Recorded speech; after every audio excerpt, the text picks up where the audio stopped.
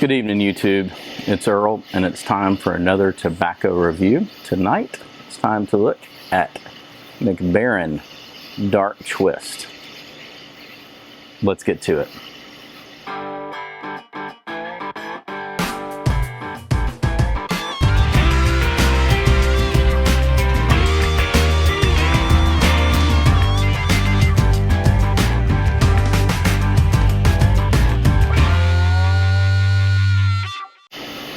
Okay guys, tonight it'll be a little bit different. I'm not going to actually smoke Baren Dark Twist when I talk about it with you, but we'll do our normal things where we talk tin description, we're going to talk over tin note, how it smells, I'll talk about the cut itself, show you a little bit, and then also just, yeah, we're going to do our basics, and then I'll tell you about my experience of smoking this tobacco.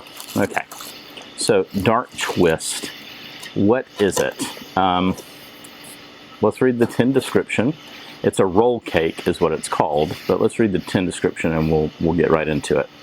All right, Baren Tobacco Company is one of the few manufacturers that still produces tobacco blends with respect for the old craftsmanship. An inlay of carefully selected Virginia tobaccos and the original Baren Cavendish are spun into whole Virginia leaves.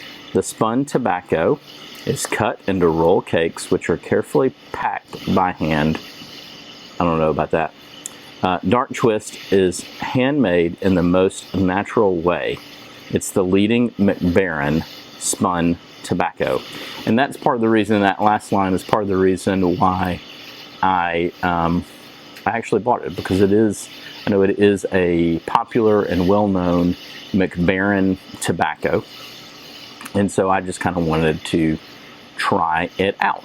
I've seen lots of you who seem to enjoy it, thought I might as well. So Baren Dark Twist, it is a roll cake. It has Virginias, it has Cavendish. I have a feeling it has something else in there as well, probably some Burleys, and maybe even I don't know, my nose tells me maybe there's some dark fired in here, but let's see. Okay, so a lot of hay and grass on the nose. Now, I've had this open for a few weeks, but one of the things, I had read online was that it's kind of cased with like a maple or a brown sugar topping, so I expected some sweetness here, and there's really not that much sweetness on this tobacco. But mostly hay, a little bit of cereal, there's a little sweetness, a little grassy aroma. As far as the cut itself, you expect, it says they're, spun cut or roll cake. You might expect something like Dunhill Navy rolls, but no, and I don't know if it's going to focus on this over my face, so sorry if it doesn't, but this is, no, it's not going to, probably not going to do it.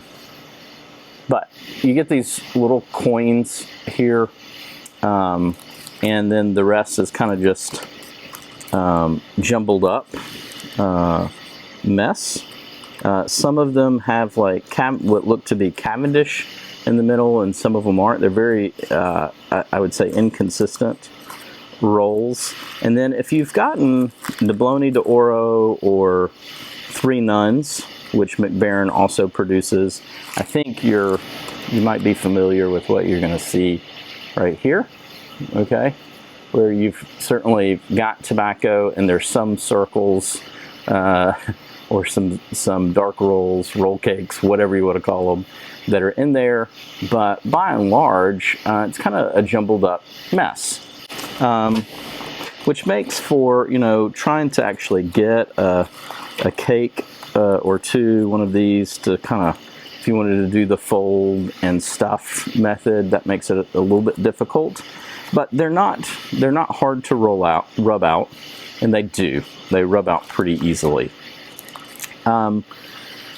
Biggest piece of advice I think that I could give to you on this particular blend, and I think that would hold true for any of the Baren blends, honestly, that have Virginias in them.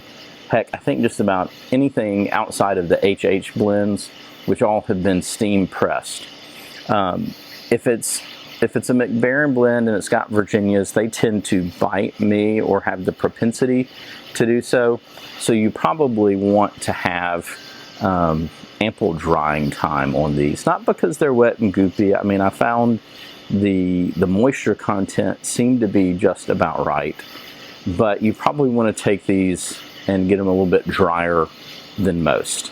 The smoke itself, I think, is a very enjoyable smoke when you get it dried properly. Actually, if any of you practice the delayed gratification method, you know, that where you take it, you light it, and kind of toast maybe the top quarter of the bowl, and then set it aside and come back to it several hours later or a day later, you'll find, I think, wonderful results. So some of the bowls that I had were just delicious. Most of the other bowls bit me, but that was probably because of my impatience more than the tobacco itself.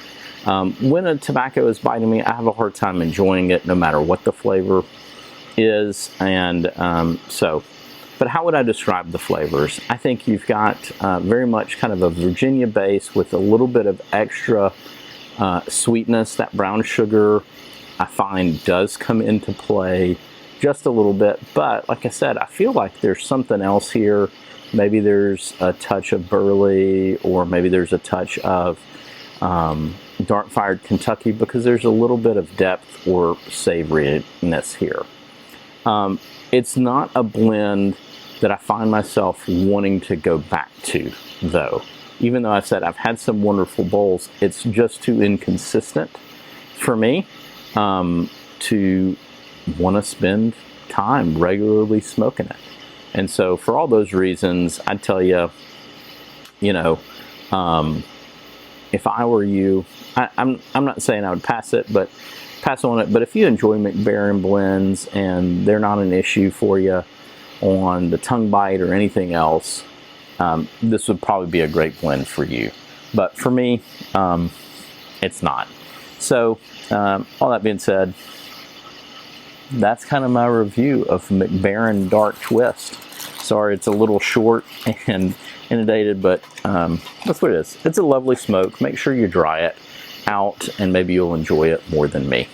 Guys, it's been Earl. It's been another tobacco review. Hope you enjoyed it. Talk to you later.